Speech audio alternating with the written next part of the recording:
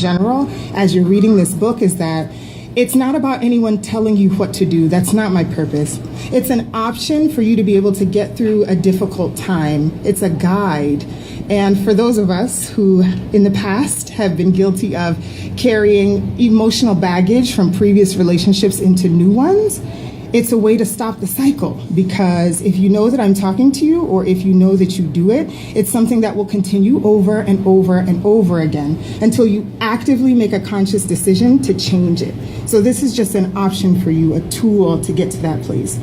I know that it's difficult to figure out whether or not you're carrying emotional baggage, and sometimes this little guy over here likes to lie to us. So I'd like to ask you a few questions, and it might help you figure out where you are.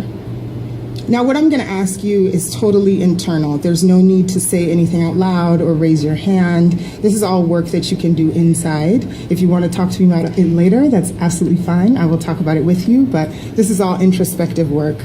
So I'd like to ask you to get in your head the name of either the last person you had a breakup with, regardless of who ended it, or the most difficult breakup that you've had in your life. And when you think of this person's name, I want you to be conscious of the feelings that come up. Is it anger?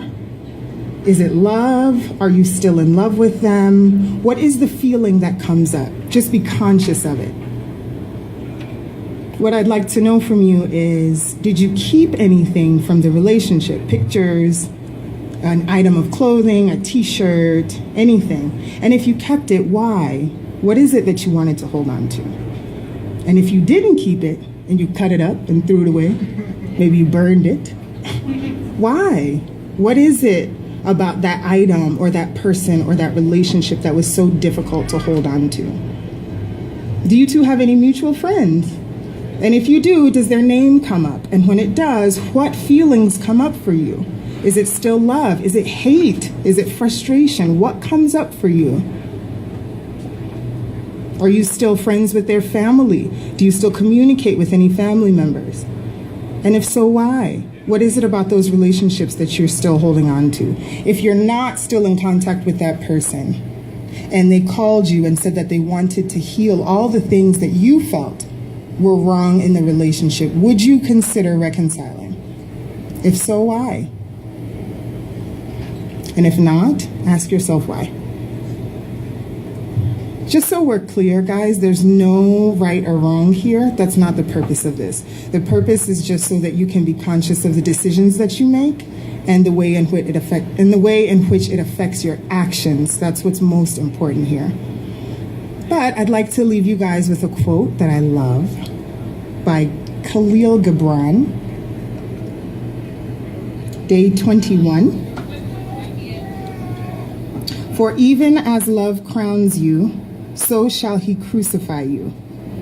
Even as he is for your growth, so is he for your pruning. Even as he ascends to your height and caresses your tenderest branches that quiver in the sun, so shall he descend to your roots and shake them in their clinging to the earth. I would be honored if you would take home today a copy of the 21-Day Ex-Boyfriend Cleanse. If not for you, then for somebody else who may possibly need it. But most importantly, what I want to tell you guys is that if your heart is broken, I believe that you can and that you will love again. Thank you so much.